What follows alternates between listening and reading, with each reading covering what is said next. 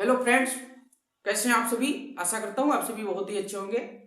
और हम पढ़ रहे हैं जीव विज्ञान। जीव विज्ञान में हमारा टॉपिक चल रहा है पोषक पदार्थ।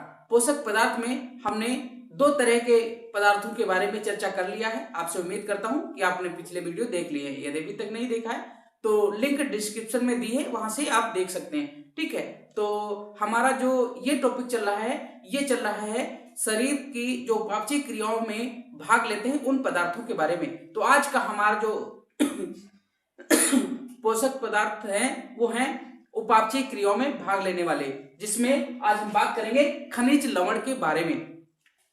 खनिज लवण इनको कहते हैं मिनरल्स। ठीक है, और ये कैसे मिनरल्स हैं जो अकार्बनिक पदार्थों से बने होते हैं और जो शरीर की विभिन्न उपापचय क्रियाओं के लिए जिम्मेदार होते हैं। ठीक है, ऐसे पदार्थ जो अकार्बनिक होते हैं और हमारे शरीर में होने वाली विभिन्न प्रकार की उपापचय क्रियाओं में भाग लेते हैं, योगदान देते हैं। और ये दो तरह के होते हैं। एक तो बल्क होते हैं, बल्क एलिमेंट्स, इन्हीं को मैक्रो एलिमेंट्स भी कहते हैं। और दूसरे होते हैं ट्रेस एलिमेंट, इन्हीं को माइक्रो बोलते हैं। ठीक है, तो ये बल्क क्या होते हैं फ्रेंड्स? बल्क जो होते हैं बहुत ज्यादा मात्रा में हमारे शरीर को इनकी जरूरत होती है, इसीलिए इनको लार्ज अमाउंट्स भी बोलते हैं। मतलब बहुत ज्यादा मात्रा में इनका योगदान होता है और इतना यानी कि 0.1 ग्राम पर डे इनकी जरूरत होती है हमारे शरीर को। ठीक है, जैसे हड्डियों के निर्माण के लिए फास्फोरस बहुत जरूरी है, इसको ठीक है लेना डेली फूड में जरूरी है। दूसरा है जैसे सोडियम और पोटेशियम, ये ब्लड प्रेशर के निर्माण को मेंटेन करने के लिए सोडियम और पोटेशियम, इन दो तत्वों की बहुत ज्यादा जरूरत होती है। और तीसरा जो हम बात करें वो है मैग्नीशियम।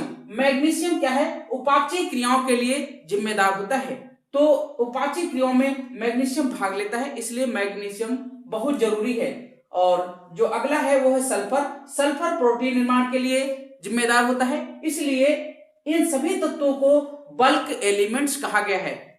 बल्क इसलिए कहा गया है क्योंकि इनको बहुत ज्यादा मात्रा में लेना जरूरी होता है। हमने बताया कि 0.1 ग्राम पर डे हमारे बॉडी को इनकी जरूरत होती है। अब बात करेंगे कि जो ट्रेस एलिमेंट्स हैं, यानी इनको माइक्रो बोलते हैं, सूक्ष्म मात्रा में इनकी जरूरत होती है। ठीक है, अब इनको क्या है कि इनका योगदान क्या है? जैसे आपने देखा होगा आयरन या फी, ये हमारे हीमोग्लोबिन के निर्माण के लिए जिम्मेदार होता है। कई बार क्वेश्चन पूछा जाता है कि हीमोग्लोबिन ठीक है किससे मिलकर बना होता है, तो यह फी और हीमो मतलब आयरन से मिलकर हीमोग्लोबिन बना होता है। हीमोग्लोबिन में आयरन की मात्रा सबसे ज्यादा पाई जाती है, क्वेश्चन यही पूछा जाता है। ठीक है, और जैसे देखा होगा आपने फ्लोरीन, फ्लोरीन क्या करता है? दांतों के मजबूती के लिए जिम्मेदार होता है। जिंक और तांबा ये एंजाइम के निर्माण के लिए जिम्मेदार होते हैं। तो ये थे कुछ मिनरल्स एलिमेंट्स, ठीक है, खनिज लवण जो हमारे शरीर के लिए उपापचय क्रियाओं के लिए जिम्मेदार होते हैं। अब फ्रेंड्स बात करेंगे, एक और बचता है जल। जल जल का क्या योगदान है? तो आपको पता है कि हमारे शरीर का 65 से 70% जो भाग है वो जल से बना है। ठीक है, और ये क्या करता है कि ये एक तरह से विलायक का कार्य करता है। विलायक का कार्य मतलब विलायक वो होते हैं जिसमें विलेय और जैसे विलयन है, तो विलयन में एक होता है विलेय और दूसरा होता है विलायक। ठीक है, तो ये क्या करता है कि जो पोषक पदार्थ हैं इनको घोलकर एक स्थान से दूसरे स्थान तक ले जाता है। और दूसरा कार्य जो इसका होता है वो होता है कि जो हमारे शरीर में टेम्परेचर है, हमारे शरीर का बॉडी का टेम्परेचर है, ये क्या करता है? वाष्पीकरण की क्रिया द्वारा उसको मेंटेन रखता है। ठीक है, और उपापचय क्रियाओं में भी भाग लेता है। तो ये था जल। बस अब हमारा कुछ नहीं बचा इसमें। हमने पहला टॉपिक इसमें बात किया था विटामिन, ठीक है, ये भी उपापचय क्रियाओं में भाग लेता है। दूसरा हमने बात किया खनिज लवण, खनिज लवण, और तीसरा हमने बात किया जल। जल से 2-3 क्वेश्चन आते हैं, वो भी यहां से बात कर लिया कि हमारे शरीर का जो 65 से 70% भाग है वो जल के द्वारा बना होता है और ये एक तरह का विलायक है। ठीक है, और ये उपापचयी क्रियाओं में भाग लेता है, ठीक है। और एक खनिज जो पोषक पदार्थ है उनको घोलकर एक स्थान से दूसरे स्थान तक ले जाने का कार्य करता है।